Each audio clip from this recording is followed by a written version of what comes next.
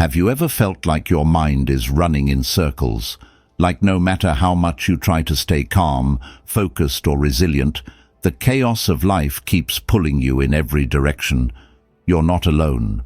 The modern world is fast-paced, unpredictable, and full of distractions, which makes mental strength more important than ever.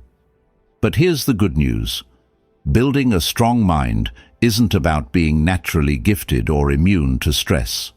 It's about learning how to face life's challenges with intention, clarity, and purpose. And who better to guide us on this journey than Marcus Aurelius, the Roman emperor and Stoic philosopher whose wisdom has inspired millions for over 2,000 years. Marcus Aurelius faced wars, plagues, and political turmoil during his reign, yet he remained calm, focused, and thoughtful. How did he do it? Through a set of principles that can help anyone strengthen their mind and live with greater purpose. In today's episode, we'll dive into 10 powerful lessons from Marcus Aurelius that will not only help you navigate life's challenges, but also teach you how to build mental resilience, focus on what truly matters, and show up as the best version of yourself every single day. Whether you're dealing with fear, uncertainty, or the distractions of modern life, these tips are timeless, practical, and life-changing. So if you're ready to take control of your mind and live with more strength, clarity, and intention, let's dive in. 1. Facing fear as the first step to freedom. Fear, it's the one emotion we all know too well. It doesn't matter who you are or where you come from. Fear is universal. It can show up as anxiety before making a big decision, hesitation when starting something new, or even a deep-rooted avoidance of situations that challenge you. But what separates those who thrive from those who remain stuck is how they deal with fear. For Marcus Aurelius, fear wasn't something to avoid. It was something to confront. In his Meditations, Marcus wrote, "Don't let your imagination be crushed by life as a whole. Don't try to picture everything bad that could happen. Stick with the situation at hand." What he's saying is powerful. Fear often isn't about the present moment. It's about the stories we create in our minds about what might happen. We exaggerate risks, blow up problems, and turn manageable challenges into insurmountable obstacles, all without taking a single step forward. Think back to a time when fear stopped you. Maybe it was applying for a job you wanted but didn't feel qualified for. Maybe it was having a tough conversation with a friend or loved one. Or maybe it was simply trying something new, like learning a skill or pursuing a dream. Chances are the fear wasn't about the action itself. It was about the possibility of failure, rejection, or embarrassment. But here's the thing. Fear only has as much power as you give it. Marcus Aurelius understood that. As a Roman emperor, he faced challenges most of us can't even imagine.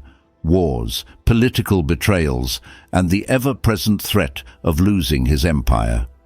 Yet, he didn't let fear dictate his actions.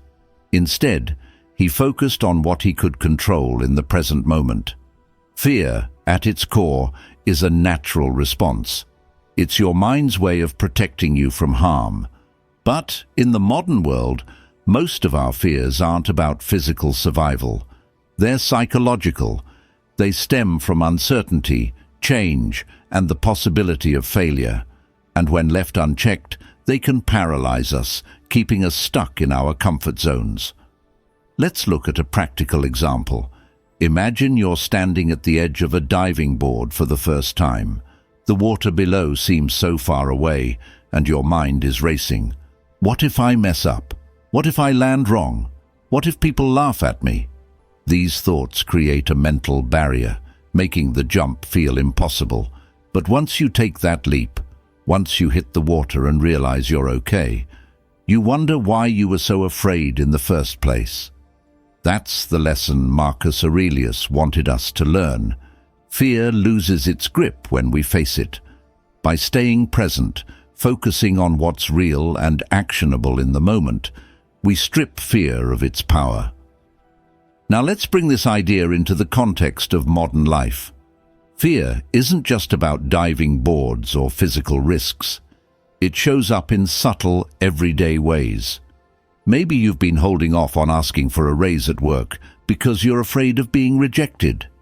Or maybe you've wanted to start a side project, like writing a book or launching a business, but you're paralyzed by the fear of failing. Ask yourself, what's the worst that could realistically happen? Often, the answer isn't as catastrophic as it feels. If your boss says no to the raise, life goes on. If your side project doesn't succeed, you've gained experience and insight you can use next time. Fear thrives on uncertainty, but when you bring it into the light and examine it, it starts to shrink. Marcus Aurelius would encourage us to act despite our fears. He believed that courage isn't the absence of fear. It's taking action even when fear is present. This principle applies to everything in life. Want to build stronger relationships? It might mean opening up emotionally, even if it makes you feel vulnerable. Want to grow in your career? It might mean taking on challenges that scare you, like public speaking or stepping into a leadership role. Facing fear doesn't mean recklessness. It's not about ignoring risks or diving headfirst into danger. It's about taking measured, intentional steps toward what you want, even when fear whispers in your ear. Here's a practical exercise to help you start facing your fears. The next time you feel fear holding you back, pause. Write down exactly what you're afraid of. Then, break it into 2 parts. 1. What's the worst that could happen? 2. What's the best that could happen? Often you'll realize the worst-case scenario isn't as bad as your mind makes it out to be. And the best-case scenario? That's where growth happens. Take the example of someone who's afraid of starting a conversation with a stranger at an event. The worst that could happen, they're not interested, and the conversation ends quickly. The best that could happen? You make a meaningful connection, gain a new opportunity, or even start a friendship. Fear also has a physical component. Your heart races, your palms sweat, and your breathing quickens. Instead of fighting these sensations, use them as a signal that you're stepping out of your comfort zone. Remind yourself, this isn't danger, this is growth. Marcus Aurelius faced the unknown every day as emperor, but he didn't let fear define him. He focused on what he could do in the moment, staying grounded and courageous. You can do the same. Whether it's a big decision or a small step, choose to face fear with clarity and purpose. Because here's the truth, fear will always be there. It's a part of being human, but it doesn't have to control you. When you face it, you take the first step toward freedom, and with every fear you conquer, you strengthen your mind, your courage, and your ability to live life fully. 2. Focusing only on things within your control. Control, it's something we all crave, but the reality is, much of life is outside of it. How many times have you worried about things that you couldn't change? Maybe it's a coworker's attitude, the weather ruining your plans, or someone's opinion of you. These things eat away at your peace of mind, but here's the truth. They're not in your control. Marcus Aurelius, the great Stoic philosopher and Roman emperor, believed that learning to focus solely on what you can control is the foundation of mental strength. In his Meditations, Marcus wrote, "You have power over your mind, not outside events. Realize this, and you will find strength." This idea is simple, but life-changing. When you stop worrying about what's beyond your control and focus on what's within your power, your actions, your thoughts, and your mindset, you reclaim your peace. Think about it. How often do we waste energy trying to control things that aren't ours to control? Maybe you've had a long day and someone cuts you off in traffic. You get angry, honk your horn, and replay the moment over and over in your head. But here's the question: does getting upset change the situation? Does it make traffic move faster? Of course not. What you can control in that moment is how you respond. Do you let it ruin your mood, or do you take a deep breath and move on? This principle applies to almost every aspect of life. Consider your relationships. You can't control how someone else feels about you or how they treat you, but you can control how you respond to them. You can choose to be kind, to set boundaries, or even to walk away if the relationship isn't serving you. Now let's take this idea into the workplace. Maybe you're working on a project and your boss gives you last-minute changes that disrupt your plans. It's frustrating, right? But you can't control their actions. What you can control is how you handle the situation. You can choose to adapt, do your best, and let go of the resentment. That doesn't mean you're ignoring the frustration. It means you're deciding not to let it control you. The Stoics believed that freedom comes from focusing on what's within your power. Epictetus, another great Stoic philosopher, said, "It's not what happens to you, but how you react to it that matters." What does this mean in practice? It means letting go of things that don't belong to you. You don't own other people's opinions, the past, or the unpredictable nature of life. But you do own your attitude, your actions, and the way you choose to show up every day. Let's bring this into a modern example. Imagine you post something on social media that you're proud of, a piece of art, a thoughtful comment, or even a photo you love. Then you notice it doesn't get the likes or comments you expected. You start to doubt yourself. Did I do something wrong? Am I not good enough? But here's the thing: you don't control how people react. You only control why you posted it in the first place. Did it matter to you? Was it meaningful for you? If the answer is yes, that's all that matters. Marcus Aurelius would remind you that focusing on external validation, whether it's likes on a post, someone's approval, or the outcome of a situation, leads to unnecessary stress.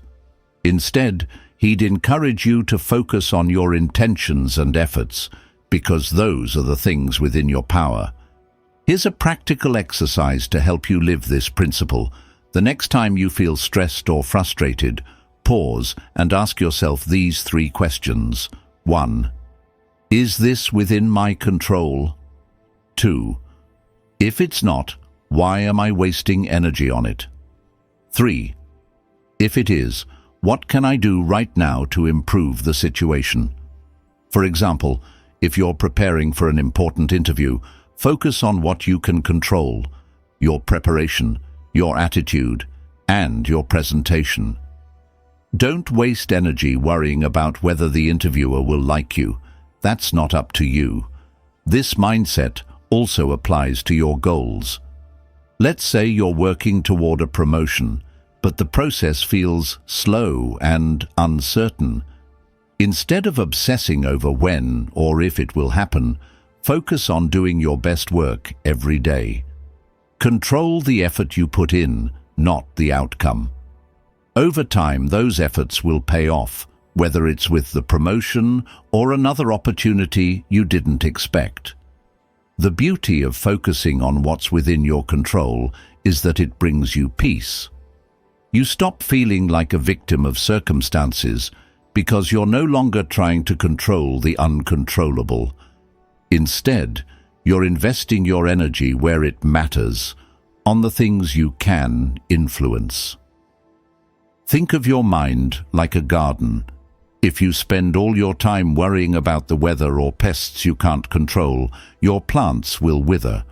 But if you focus on what's within your power, watering, weeding, and nurturing your garden, it will thrive, no matter what challenges come your way. Marcus Aurelius faced challenges far greater than most of us will ever know, yet he chose to focus on what he could control: his thoughts, his actions, and his responsibilities as a leader. That's why his wisdom has endured for centuries. So the next time life feels overwhelming, remember this: you don't control the storm, but you do control how you navigate it. Focus on your effort, your attitude, and the way you respond. That's where your real power lies. 3. Exercising patience in the hardest times. Patience. It's a word we hear all the time, but let's face it, it's one of the hardest virtues to practice, especially when life gets tough. Whether it's waiting for results you've worked so hard for, dealing with a challenging situation, or simply enduring something that feels unfair, patience can feel like a mountain we're not always ready to climb. But Marcus Aurelius, the Stoic emperor, believed that patience isn't just a virtue, it's a superpower. In his Meditations, Marcus wrote, "If you are distressed by anything external, the pain is not due to the thing itself, but to your estimate of it, and this you have the power to revoke at any moment." What does this mean? It means that the frustration and impatience we feel don't come from the situation itself. They come from how we perceive it. We often make things harder by expecting them to resolve faster than they can, or by fixating on the discomfort of waiting. But patience teaches us to let go of these expectations and focus on enduring the moment with grace. Imagine you're stuck in traffic, running late for an important meeting. The minutes tick by, and your stress rises with every red light. You can't control the traffic, but you can control how you experience it. You could spend the time fuming, honking your horn, and letting your impatience ruin your day. Or you could take a breath, turn on a podcast or some music, and use the time to reflect or relax. That's the choice patience gives you. It allows you to turn frustration into calm. Patience isn't just about waiting, it's about how you wait. The Stoics believed that the hardest times in life are the greatest opportunities to practice patience and strengthen your mind. Seneca. Another great Stoic said, "The greatest remedy for anger is delay." Think about a moment when you've been on the verge of losing your temper. Maybe a coworker criticized your work unfairly, or someone cut you off in a conversation. In those moments, your first instinct might be to react, to snap back, to defend yourself, or to let your anger show. But what if instead you paused? What if you gave yourself a moment to breathe, reflect, and respond with clarity instead of emotion? That's patience in action, and it's one of the most powerful tools you can use to navigate life's challenges. Patience also teaches us resilience. Life rarely goes according to plan, and the path to achieving your goals is often full of setbacks. Whether it's building a career, improving your health, or growing as a person, progress takes time. Impatience can make you give up too soon, but patience helps you stay the course. As Marcus Aurelius reminds us, no great thing is created suddenly. Let's take a modern example. Imagine you've started a fitness journey. You're eating healthier, working out regularly, and doing everything right, but the results aren't showing as quickly as you'd hoped. It's tempting to think, why bother? This isn't working. But that's where patience comes in.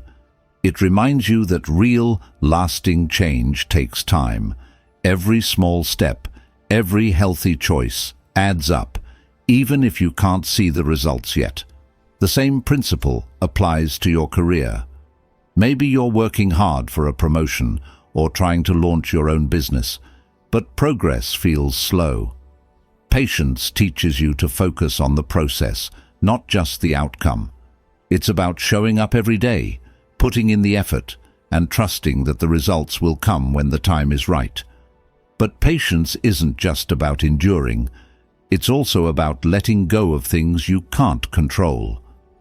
Think about how much stress comes from wanting things to happen faster or differently than they are. Maybe you're waiting to hear back about a job interview or dealing with a relationship issue that feels unresolved. Worrying won't speed up the outcome, and frustration won't make the process smoother. Patience allows you to accept the uncertainty and stay grounded in the present moment. Here's a practical way to build patience in your life. The next time you find yourself feeling impatient, try this 3-step process. 1. Pause and breathe. Take a moment to slow down and calm your mind. Recognize that the impatience you're feeling is temporary. Shift your focus. Instead of fixating on what's not happening, focus on what you can do right now. If you're stuck waiting, use the time productively. Read, reflect, or simply relax. 3. Practice gratitude. Remind yourself that every challenge is an opportunity to grow. Patience isn't just about enduring, it's about learning to appreciate the journey. One of the greatest lessons from Marcus Aurelius is that patience isn't passive, it's active. It's a choice you make to endure with strength and clarity, to resist the urge to react impulsively, and to trust the process of life. And here's the thing, people notice patience. They admire the person who stays calm under pressure, who doesn't let frustration cloud their judgment, and who approaches challenges with a steady mind. Patience isn't just a personal virtue, it's a sign of strength that inspires others. So, the next time you're faced with a situation that tests your patience, remember this: you're not just waiting, you're building resilience, clarity, and strength. You're practicing one of the greatest skills a person can have. And with every moment of patience, you're becoming a stronger, calmer, and more grounded version of yourself. Because, as the Stoics teach us, the hardest times in life aren't obstacles, they're opportunities. And patience is the key to turning those opportunities into growth.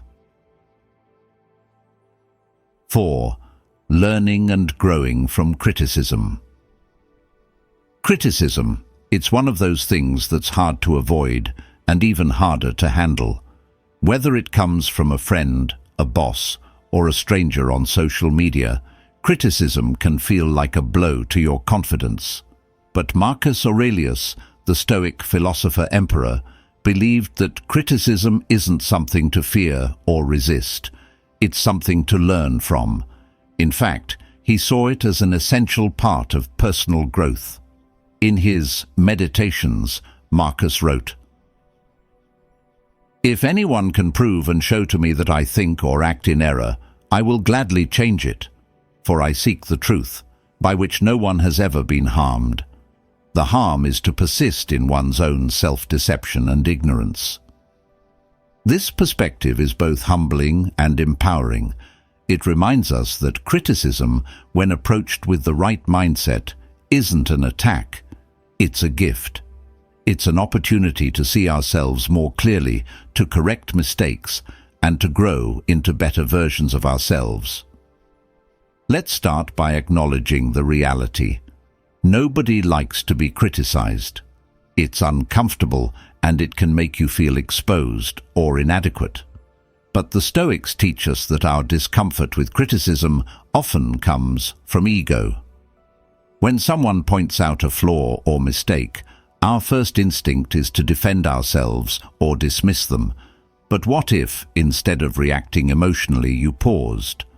What if you asked yourself, is there truth in what they're saying? Imagine you're at work and your boss tells you that your presentation wasn't as clear or effective as it could have been, your initial reaction might be frustration or embarrassment. But instead of letting those emotions take over, consider this. Your boss's feedback isn't about tearing you down, it's about helping you improve. By listening, reflecting, and applying their advice, you're not just becoming better at your job, you're becoming better at handling life. This approach to criticism is at the heart of Stoic philosophy. Epictetus, another great Stoic thinker, said, "If someone succeeds in provoking you, realize that your mind is complicit in the provocation." In other words, the way you respond to criticism is entirely within your control. You can choose to see it as an attack, or you can choose to see it as a learning moment. This doesn't mean you have to accept every critique blindly. Instead, it means approaching feedback with an open mind and separating useful insights from noise. Let's take a modern example: social media. It's a space where criticism flows freely, often from people you don't even know. You post something meaningful to you, a piece of art, a personal thought, or even just a picture, and someone leaves a negative comment. It stings, doesn't it? But here's the thing: not all criticism is created equal. Marcus Aurelius would encourage you to ask, is this feedback useful, or is it just noise? If it's noise, let it go. If it's useful, use it to grow. Learning from criticism doesn't mean losing your sense of self. It means having the humility to recognize that you don't know everything and the strength to adapt and improve. Imagine an athlete training for a competition. Their coach constantly critiques their form, their strategy, and their execution. The athlete could take it personally and quit, or they could use that feedback to refine their skills and become stronger. The same principle applies to life. Marcus Aurelius also reminds us to consider the source of criticism. If the feedback comes from someone who knows you well, respects you, and wants the best for you, it's worth taking seriously. But if it comes from someone who doesn't understand you or has ulterior motives, you can acknowledge it without letting it affect your self-worth. Here's a practical way to approach criticism. 1. Pause before reacting. When someone critiques you, your first instinct might be to defend yourself. Instead, take a deep breath and give yourself a moment to process. 2. Separate emotion from truth. Ask yourself, is there something valuable in this feedback? Is there a lesson I can learn? 3. Respond with gratitude. If the feedback is constructive, thank the person for their insight, even if it's hard to hear.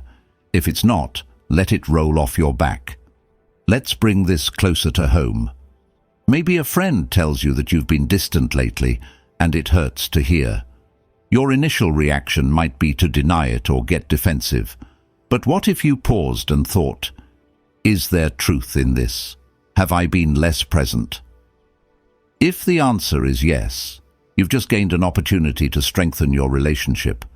Criticism also teaches us resilience. Not every piece of feedback will be delivered kindly, and not every critique will be fair. But by choosing to respond with grace and curiosity, you build mental strength. You show yourself and others that you're not afraid of growth, even when it's uncomfortable. Marcus Aurelius faced constant criticism as emperor. Every decision he made was scrutinized, yet he didn't let that paralyze him. Instead, he focused on what he could learn, adjusted where necessary, and stayed true to his principles. Here's your takeaway. Criticism isn't a reflection of your worth. It's a tool for growth. The next time someone critiques you, pause, look for the lesson. Thank them if it's helpful, and move on if it's not. Because when you learn to embrace criticism with humility and strength, you don't just grow, you thrive. And that kind of mindset, it's unstoppable. 5. Adapting to changing circumstances. Change. It's one of the only constants in life, yet it's something we often resist with everything we've got. Whether it's a sudden shift at work, an unexpected turn in a relationship, or a global event that upends your plans, change can feel unsettling, like the ground is shifting beneath your feet. But Marcus Aurelius, the Stoic emperor, believed that our ability to adapt is one of the greatest strengths we can cultivate. In his Meditations, Marcus wrote, "You have power over your mind, not outside events. Realize this, and you will find strength." This is the foundation of the Stoic approach to change. You can't always control what happens, but you can control how you respond. Instead of fighting change or clinging to what was, you can choose to adapt, to flow with life instead of against it. Think about how often we resist change. Maybe you've lost a job or faced a major life transition.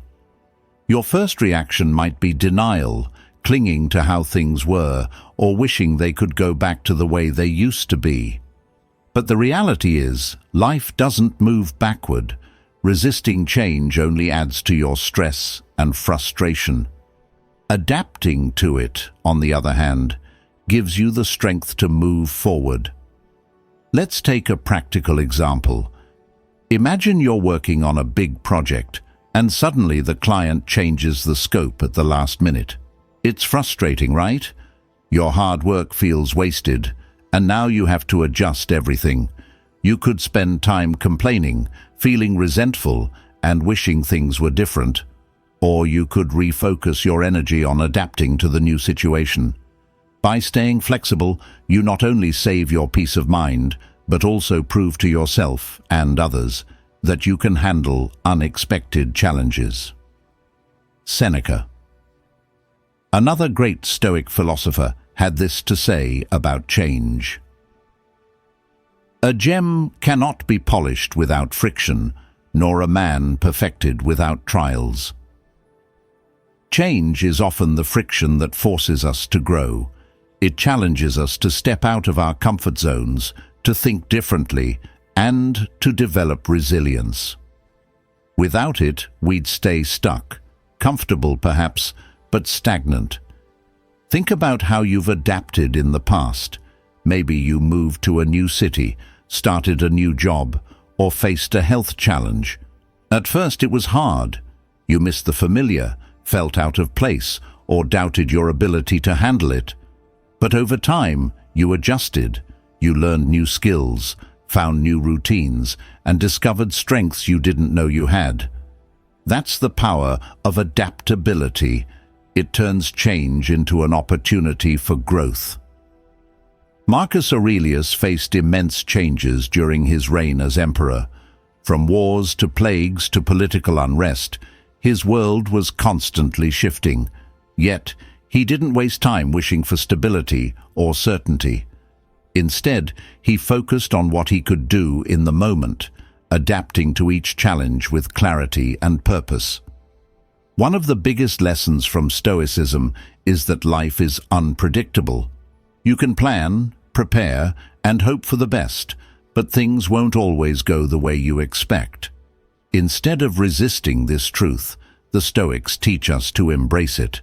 They call this practice amor fati, or love of fate.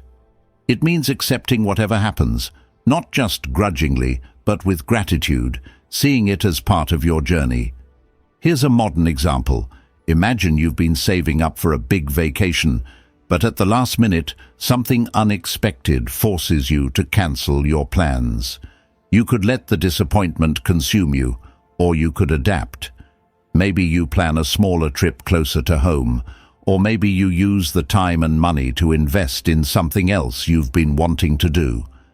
By shifting your mindset, you turn what feels like a setback into an opportunity. So how do you cultivate adaptability in your daily life? Here are 3 steps. 1. Expect change. Remind yourself that life is dynamic and unexpected shifts are part of the process. When you stop expecting things to stay the same, you're less shaken when they change. 2. Focus on what you can control. You can't stop the change, but you can choose how you respond to it. Ask yourself, what's the next best step I can take? 3. Reframe challenges as opportunities. Instead of seeing change as a disruption, look for the lessons and growth it offers. What can you learn? How can this make you stronger? Adaptability isn't about being passive or accepting defeat. It's about staying flexible and resourceful, finding solutions instead of getting stuck in frustration. It's about being like water, able to flow around obstacles, fill any container, and adjust to any situation. When you approach life with this mindset, you become unshakable. You stop fearing change because you know you can handle it. You see it as an opportunity to grow, to learn, and to prove to yourself just how resilient you are. As Marcus Aurelius reminds us, the impediment to action advances action. What stands in the way becomes the way. The next time life throws you a curveball, take a moment to pause. Instead of resisting, ask yourself, how can I adapt? What can I learn from this? Because in the end, it's not the change itself that defines you, it's how you respond to it. And when you learn to embrace change with strength and flexibility, you're not just surviving, you're thriving. 6. Acting with virtue in all decisions. What guides your decisions? Is it convenience, pressure, or a desire to please others? Or is it something deeper, something rooted in your values and sense of what's right? Marcus Aurelius believed that the key to a strong and fulfilling life lies in acting with virtue, no matter the situation. For him, virtue wasn't just a philosophical concept, it was the foundation of every choice, every action, and every interaction. In Meditations, Marcus wrote, "If it is not right, do not do it. If it is not true, do not say it." This idea is deceptively simple. It challenges us to pause and reflect on our choices, asking ourselves, is this the right thing to do? Does this align with my values? It's not always the easiest path, but it's the one that leads to true fulfillment and respect from others, and more importantly, from yourself. Let's break this down. Acting with virtue means making decisions based on principles like honesty, fairness, and integrity, even when it's inconvenient or uncomfortable. It's about staying true to what you believe in, regardless of external pressures or temptations. Imagine you're at work and you notice a colleague taking credit for something you did. The easy thing might be to stay quiet, avoid confrontation, and let it go. But acting with virtue means addressing the situation, not out of anger or revenge, but out of a commitment to fairness. You might calmly clarify your contribution or have a respectful conversation with your colleague. By choosing integrity over avoidance, you're not just standing up for yourself, you're staying true to your principles. Seneca, another great Stoic philosopher, said, "What is right is not always popular, and what is popular is not always right." This is especially relevant in today's world, where popularity and social validation often take precedence over authenticity. Think about how many decisions are influenced by the desire to fit in or gain approval, whether it's saying yes to something you don't believe in, following trends that don't resonate with you, or compromising your values to avoid conflict. Acting with virtue means letting go of these external pressures and choosing what's right, even if it's not the easiest or most popular choice. But acting with virtue isn't just about big moral decisions. It's about the small, everyday choices too. It's about being honest when it's tempting to lie, being kind when it's easier to be dismissive, and staying true to your word, even when it's inconvenient. These seemingly small actions build your character over time, shaping the kind of person you are. Consider a personal example. Imagine you've promised a friend you'd help them move, but when the day comes, you're tired and don't feel like it. The virtuous choice would be to honor your commitment, not because you have to, but because keeping your word is a reflection of your integrity.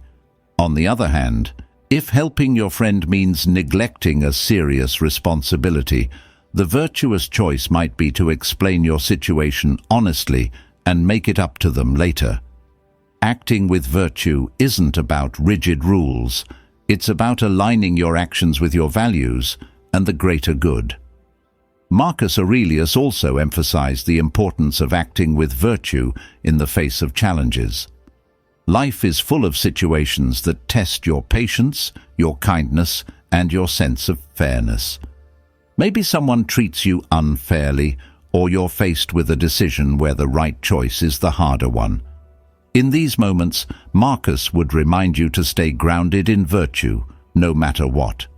He wrote, "You have the power over your mind, not outside events.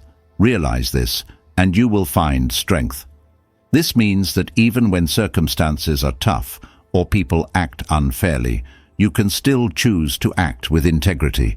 Your actions are yours to control, and they reflect the person you aspire to be. Here's a practical exercise to bring this principle into your life. Before making a decision, ask yourself these 3 questions. 1. Is this aligned with my values? 2. Will this choice bring me closer to the person I want to be? 3. Am I acting with honesty, kindness, and fairness? If the answer to any of these is no, take a step back and reconsider. Virtuous decisions often require courage and reflection, but they're worth it. Let's take a modern example: social media. It's easy to get caught up in arguments or post something impulsively when emotions run high. But acting with virtue means pausing to consider. Is this post kind? Is it true? Does it contribute positively to the conversation? By choosing virtue over impulse, you not only avoid unnecessary conflict, you also build a reputation for thoughtfulness and integrity. Acting with virtue also means treating yourself with kindness and fairness. It's about holding yourself to high standards while recognizing that you're human and imperfect. If you make a mistake, don't beat yourself up. Instead, take responsibility, learn from it, and commit to doing better next time. Over time, living with virtue creates a sense of inner peace. You'll know that your actions align with your values, and that's a powerful feeling. People will notice too. There's something magnetic about someone who consistently acts with integrity and kindness. They inspire trust and respect without even trying. So, the next time you're faced with a decision, remember Marcus Aurelius's words: "If it is not right, do not do it. If it is not true, do not say it." Let virtue guide you, not just in the big moments, but in the small, everyday choices that shape who you are. Because in the end, acting with virtue isn't just about doing the right thing. It's about becoming the best version of yourself. 7. Letting go of unnecessary distractions. Distractions, they're everywhere. From the constant ping of notifications to endless scrolling on social media, our lives are filled with things that pull us away from what truly matters. Marcus Aurelius lived in a time long before smartphones and email, yet even then he understood the danger of distractions. He believed that to live a meaningful and focused life, we must let go of what doesn't serve us. In Meditations, Marcus wrote, "You could leave life right now. Let that determine what you do and say and think." This isn't meant to be grim. It's a reminder of how precious our time is. When we're distracted, we let life slip through our fingers. Instead of focusing on our goals, our growth, or the people we care about, we waste hours, days, or even years on things that don't matter. Let's be honest, distractions feel good in the moment. Checking your phone, watching one more episode, or getting lost in a stream of trivial updates provides instant gratification. But over time, these distractions add up, leaving you feeling unproductive, disconnected, and unfulfilled. The Stoics understood that true happiness and clarity come not from indulgence, but from discipline and focus. Imagine you're working on a personal goal, maybe learning a new skill or pursuing a passion project. You sit down with the best intentions, but within minutes, you're checking emails, browsing headlines, or scrolling through social media. Before you know it, hours have passed, and your goal remains untouched. Sound familiar? Marcus Aurelius would remind you that distractions are often a way to avoid discomfort. When faced with something challenging, like writing, exercising, or having a difficult conversation, it's easier to turn to something mindless. But the price of distraction is high. It steals your time, your focus, and ultimately, your potential. Seneca, another Stoic philosopher, warned against this when he said, "It is not that we have a short time to live, but that we waste a lot of it." Think about how often we waste time on things that don't matter. How many hours do we spend refreshing our feeds, worrying about things we can't control, or saying yes to commitments we don't care about? Letting go of unnecessary distractions isn't about cutting out all entertainment or relaxation. It's about being intentional with your time. Here's a modern example: social media. It can be a great tool for connection and inspiration, but it's also a major source of distraction. Instead of mindlessly scrolling, ask yourself, why am I doing this? What am I looking for? If it's just to pass time or avoid something else, consider stepping away. Use that time to work on something meaningful, spend time with loved ones, or even just reflect in silence. Letting go of distractions also means saying no to things that don't align with your priorities. Maybe it's declining an invitation that doesn't excite you, cutting back on activities that drain your energy, or setting boundaries with people who constantly pull you off track. Marcus Aurelius reminds us that our time is limited and precious. Saying no to distractions is saying yes to what truly matters. Here's a practical exercise to start clearing distractions from your life. 1. Identify your priorities. Write down the things that matter most to you, your goals, values, and relationships. These are your guiding lights. Audit your time. Spend a day tracking how you actually use your time. Be honest.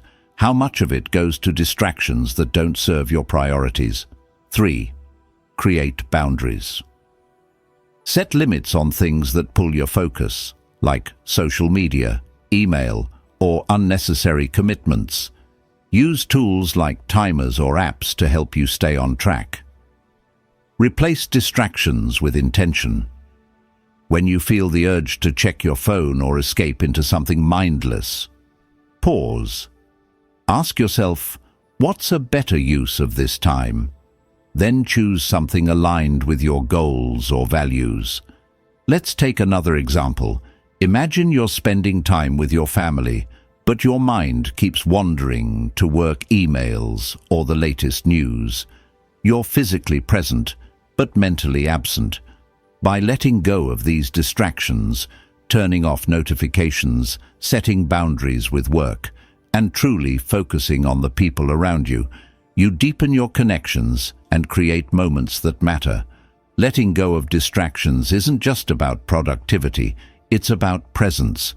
It's about being fully engaged with what you're doing, whether it's working on a project, spending time with loved ones, or simply enjoying a quiet moment alone.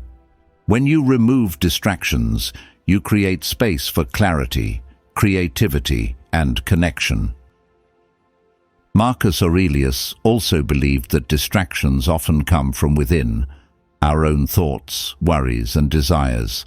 He wrote, "The tranquility that comes when you stop caring what they say, or think, or do, only what you do." This means letting go of the mental distractions that pull you away from your path. Stop worrying about what others think. Stop chasing things that don't align with your values and focus on your own actions. When you let go of unnecessary distractions, you reclaim your time, your focus, and your life. You stop drifting and start moving with intention. And the best part, the more you practice this, the easier it becomes. So, the next time you catch yourself pulled into something meaningless, pause. Remind yourself of what truly matters. Turn off the noise, focus on your priorities, and give your full attention to the moment. Because as Marcus Aurelius teaches us, the key to a meaningful life isn't more, it's less. Less distraction, more intention. Less noise, more clarity. And when you let go of what doesn't matter, you make space for what does. 8. Embracing silence as a time for reflection. Silence, it's something we rarely experience in today's noisy, fast-paced world. There's always something demanding our attention, the buzz of notifications, the hum of conversations, or the endless stream of content competing for our focus. But Marcus Aurelius, the Stoic philosopher-emperor, understood the immense value of silence. He saw it as more than just an absence of noise. He saw it as a powerful space for reflection, clarity, and inner growth. In Meditations, Marcus wrote, "Nowhere can man find a quieter or more untroubled retreat than in his own soul." This idea is profound. Silence isn't just about external stillness, it's about creating an internal space where you can retreat, reflect, and reconnect with yourself. In silence, we have the opportunity to step back from the chaos of life, examine our thoughts, and focus on what truly matters. Think about how rare it is to be truly silent. When was the last time you sat alone, without distractions, and allowed yourself to simply think? For many of us, silence can feel uncomfortable. We're so used to filling every moment with noise, whether it's music, conversations, or scrolling through our phones, that the idea of doing nothing feels unnatural. But that discomfort is precisely why silence is so important. It forces us to face ourselves, to confront our thoughts, and to process what's going on in our minds and lives. Seneca, another great Stoic philosopher, emphasized the value of stillness and reflection. He said, "We suffer more often in imagination than in reality." Silence gives us the chance to recognize this. It allows us to separate the real challenges we face from the imagined fears and anxieties that cloud our minds. When we embrace silence, we can cut through the noise and focus on what's real, what's important, and what's within our control. Let's bring this idea into the context of modern life. Imagine you've had a long, stressful day at work. Your mind is racing with unfinished tasks, difficult conversations, and looming deadlines. Your first instinct might be to distract yourself, turn on the TV, scroll through social media, or call a friend to vent. But what if instead you chose silence? What if you took just 10 minutes to sit quietly, breathe deeply, and reflect on the day. In that silence, you might find clarity. You might realize that some of the things you're stressing about aren't as urgent as they feel. You might even discover a new perspective or solution to a problem that's been weighing on you. Silence also helps us tune into our inner wisdom. In the rush of daily life, it's easy to lose touch with our intuition, our values, and our long-term goals. But in moments of stillness, we can reconnect with these deeper parts of ourselves. Marcus Aurelius often used his silent reflections to remind himself of his principles and to realign with the person he wanted to be. One of the most powerful benefits of silence is that it helps us become better decision-makers. When we're constantly surrounded by noise, it's hard to think clearly. Our minds become cluttered, and we're more likely to react impulsively or make decisions based on short-term emotions rather than long-term wisdom. But when we take the time to step back, reflect, and process our thoughts in silence, we create the mental space needed to make thoughtful, intentional choices. Here's a practical way to incorporate silence into your daily life. 1. Start small. Set aside just 5 to 10 minutes a day to sit quietly, free from distractions. You don't need to meditate or follow any specific technique. Just be present with yourself. Create a routine. Choose a consistent time and place for your moments of silence, whether it's in the morning before the day begins, during a break at work, or in the evening before bed. 3. Use silence for reflection. During these moments, ask yourself simple questions like, what went well today? What could I improve? What truly matters to me right now? 4. Embrace the discomfort. If silence feels awkward or uncomfortable at first, that's okay. Lean into it. Over time, you'll find that it becomes a source of strength and clarity. Silence isn't just about being alone with your thoughts. It's about creating space for growth, healing, and insight. It's about giving yourself permission to pause, to breathe, and to reconnect with your inner self. Marcus Aurelius recognized that in silence we can find the answers we're searching for. He wrote, "The soul becomes dyed with the color of its thoughts." This reminds us that our inner world shapes our outer reality. By spending time in silence, we can cultivate thoughts that are aligned with our values, goals, and true selves. Silence also improves our relationships. When we learn to be comfortable with stillness, we become better listeners. Instead of rushing to fill every gap in conversation or reacting impulsively, we can pause, reflect, and respond thoughtfully. This kind of presence and patience deepens our connections with others and fosters mutual respect. In a world that constantly demands our attention, embracing silence is an act of rebellion and an act of self-care. It's a way to reclaim your time, your energy, and your peace of mind. It's a reminder that you don't need to be constantly doing, achieving, or entertaining to find value in your life. So the next time you feel overwhelmed, distracted, or disconnected, remember this: silence isn't empty. It's full of possibility.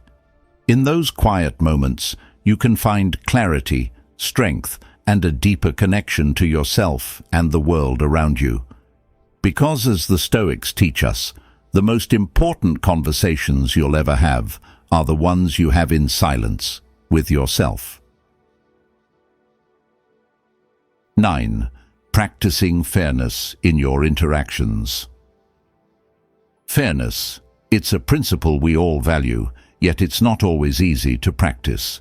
In our daily interactions, it can be tempting to prioritize our own needs, make snap judgments, or let emotions cloud our judgment. But Marcus Aurelius, the Stoic philosopher-emperor, believed that fairness is one of the highest virtues, essential for building trust, respect, and meaningful connections. In Meditations, Marcus wrote, "What is not good for the hive is not good for the bee." This simple yet profound idea reminds us that fairness isn't just about individual gain, it's about contributing to the greater good. When we act with fairness, we create harmony not only in our relationships, but also within ourselves. Being fair means treating others with respect, understanding, and integrity, even when it's inconvenient or difficult. Let's start with a fundamental truth. Fairness is a choice. In every interaction, we have the opportunity to act with equity and kindness, or to let bias, self-interest, or frustration take over. Practicing fairness requires us to pause, reflect, and consider not just what benefits us, but what's right for everyone involved. Imagine a workplace scenario. You're a team leader, and a conflict arises between two co-workers. One of them happens to be a close friend, and your instinct is to take their side. But fairness demands that you step back, listen to both perspectives, and base your decision on facts, not personal feelings. It might take more effort, but by acting fairly, you earn the trust and respect of everyone involved.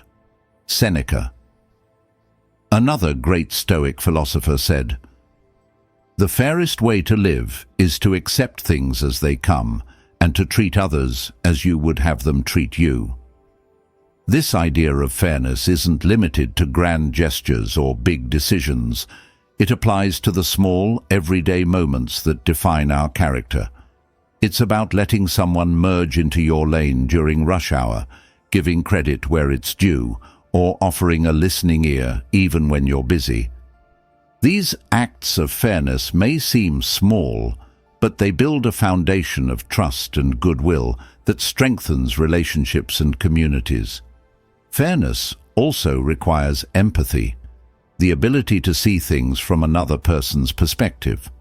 When you're in a disagreement, it's easy to focus solely on your own point of view, but practicing fairness means taking the time to understand the other person's feelings, needs, and experiences. It doesn't mean you have to agree with them, but it does mean treating their perspective with respect. Let's take a modern example: social media. It's a space where fairness is often forgotten, replaced by quick judgments and heated arguments. Before responding to a post or comment, ask yourself, am I being fair? Am I considering the other person's point of view? Am I contributing to the conversation in a constructive way? By approaching online interactions with fairness, you can create a more respectful and productive dialogue. Practicing fairness also extends to how we treat ourselves. Often, we hold ourselves to impossibly high standards, judging our mistakes harshly while being more forgiving toward others. Fairness means offering yourself the same compassion and understanding you'd offer a friend. It means recognizing that you're human, that mistakes are part of growth, and that you deserve kindness too. Marcus Aurelius believed that fairness is rooted in self-discipline. He wrote, "Do not do what you would blame others for doing." This principle is a powerful guide for daily life. When you're about to make a decision, pause and ask yourself, if someone else did this, would I think it's fair? If the answer is no, it's time to reconsider. Fairness isn't just about following rules. It's about aligning your actions with your values and treating others as equals. Here's a practical exercise to bring more fairness into your life. 1. Pause before acting. When faced with a decision or conflict, take a moment to reflect on your intentions. Are you acting out of self-interest, or are you considering what's fair for everyone involved? 2. Listen actively. In any disagreement, make a conscious effort to hear the other person's perspective without interrupting or jumping to conclusions. 3. Ask for feedback. Fairness often requires self-awareness. Invite others to share how your actions affect them and be open to learning from their insights. Treat yourself fairly. When you make a mistake, avoid harsh self-criticism. Instead, reflect on what you can learn and move forward with compassion. Fairness isn't always easy. It requires patience, humility, and a willingness to put yourself in someone else's shoes. But the rewards are immense. When you practice fairness, you build trust, deepen relationships, and create a sense of harmony both within yourself and in the world around you. Imagine a society where fairness guided every interaction, where people treated each other with respect, listened without judgment, and made decisions based on principles rather than personal gain. While you can't control how others act, you can contribute to this vision by practicing fairness in your own life. As Marcus Aurelius reminds us, fairness is about more than following rules. It's about living with integrity. It's about choosing what's right, even when it's hard, and holding yourself accountable to the values you believe in. So the next time you're faced with a decision, big or small, remember this. Fairness isn't just about what's easy or convenient. It's about what's right. Choose fairness, and you'll not only strengthen your relationships, you'll strengthen your character too. 10. Keeping your goals clear and focused. Goals are the compass that guide our lives, giving us direction and purpose. Yet how often do we let distractions, doubts, or competing priorities cloud our focus? Marcus Aurelius, the Stoic philosopher-emperor, believed that living a meaningful life requires keeping your goals clear, staying committed to them, and pursuing them with unwavering focus. In Meditations, Marcus wrote, "Concentrate every minute like a Roman on doing what's in front of you with precise and genuine seriousness, tenderly, willingly, with justice, and on freeing yourself from all other distractions." This is the essence of clear and focused goal setting. It's not about juggling endless priorities or trying to do everything at once. It's about identifying what truly matters and dedicating yourself fully to those pursuits. Let's start with a common challenge: the temptation to overcommit. In today's fast-paced world, it's easy to say yes to too many things, projects, invitations, tasks, only to find yourself stretched too thin. When your energy is scattered across countless priorities, it's impossible to give your best to any of them. Marcus Aurelius would remind you to step back, reflect, and focus on the few goals that align with your values and purpose. Seneca, another great Stoic philosopher, echoed this idea when he said, "To be everywhere is to be nowhere." This means that trying to do too much often leads to achieving very little. Instead, focus on depth over breadth. Choose one or two goals that matter most to you and pour your energy into them. By doing less but doing it well, you'll make more meaningful progress. Clear goals also require self-awareness. What do you truly want to achieve? What drives you? It's easy to adopt goals based on external pressures, what society expects, what others think is important, but these rarely bring lasting fulfillment. Marcus Aurelius believed that meaningful goals come from within. They're rooted in your values, your passions, and your sense of purpose. Here's an example. Imagine you're considering a career move. One option offers more money but takes you away from what you love, while the other aligns with your passions but offers less financial reward. Clear and focused goal setting requires you to ask yourself, what matters more to me, financial security or pursuing work that fulfills me? When your goals align with your values, the path forward becomes much clearer, Keeping your goals focused also means breaking them down into actionable steps. A big, ambitious goal can feel overwhelming, but when you divide it into smaller tasks, it becomes manageable.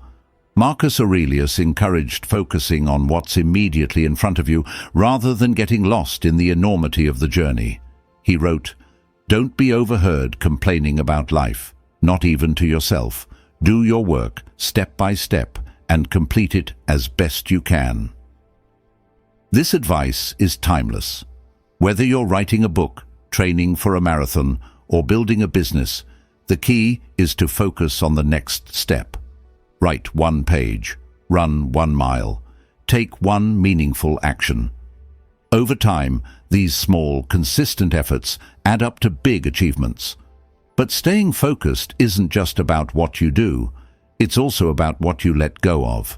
Distractions are everywhere, and they can easily derail your progress. Social media, endless notifications, and the opinions of others can pull your attention away from what truly matters. Marcus Aurelius believed that discipline is essential for maintaining focus. Here's a practical exercise to help you keep your goals clear and focused. 1. Write down your top 3 goals. Be specific. What do you want to achieve, and why does it matter to you? Eliminate distractions. Identify the things that pull your attention away from your goals, whether it's unnecessary tasks, digital distractions, or toxic relationships, and set boundaries to protect your focus. 3. Break it down. Divide each goal into small, actionable steps. Focus on completing 1 step at a time rather than getting overwhelmed by the bigger picture. Reflect regularly. Take time each week to review your progress, celebrate small wins, and adjust your approach if needed. Another aspect of keeping your goals clear is understanding that setbacks are part of the journey. Marcus Aurelius faced countless obstacles as an emperor, from wars to political unrest, yet he never let these challenges derail his focus. He viewed obstacles as opportunities to grow stronger and more resilient. He wrote, "The impediment to action advances action. What stands in the way becomes the way." This means that every challenge you encounter is a chance to learn, adapt, and grow. Instead of letting setbacks discourage you, use them to sharpen your focus and recommit to your goals. Clear and focused goals also require patience. In a world that prioritizes instant results, it's easy to feel frustrated when progress is slow. But meaningful achievements take time. Marcus Aurelius would remind you to trust the process, stay consistent, and focus on the effort rather than the outcome. Let's take a modern example. Imagine you're learning a new skill, like playing the piano or coding. At first it feels daunting. There's so much to learn, and progress seems painfully slow. But if you stay focused, practice regularly, and trust that small efforts will add up, you'll eventually see results. At its core, keeping your goals clear and focused is about living with intention. It's about aligning your actions with your purpose, staying disciplined, and not letting distractions pull you off course. When you live this way, you not only achieve more, you also find a deeper sense of fulfillment and peace. So, the next time you feel overwhelmed or unsure, pause. Reflect on your goals. Let go of what doesn't matter and focus on what does. As Marcus Aurelius teaches us, clarity and focus are the keys to living a meaningful and purposeful life. So, what have we learned from Marcus Aurelius and his timeless Stoic wisdom? Life, in all its complexity, is filled with challenges, distractions, and opportunities for growth. But at its core, the path to a stronger mind and a more fulfilling life comes down to living with clarity, intention, and virtue.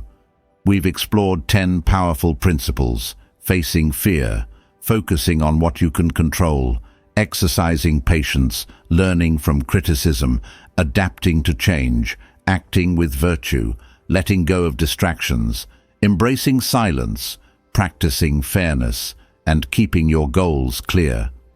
These aren't just abstract ideas, they're practical tools you can use every day to navigate life with resilience and purpose, as Marcus Aurelius reminded us. You could leave life right now. Let that determine what you do and say and think. This isn't about fear, it's about urgency. It's about using the time you have to focus on what truly matters, to act with integrity, and to build a life you're proud of. So, take these lessons and make them your own. Face your fears with courage. Stay present in what you can control. Treat others and yourself with fairness and kindness. Protect your focus and pursue your goals with clarity. And most importantly, live in a way that reflects the person you aspire to be. Thank you for joining me on this journey through the wisdom of Marcus Aurelius. If this episode resonated with you, share it with someone who could use a little Stoic inspiration. And remember, building a stronger mind isn't about perfection, it's about progress. Until next time, stay grounded, stay intentional, and keep moving forward.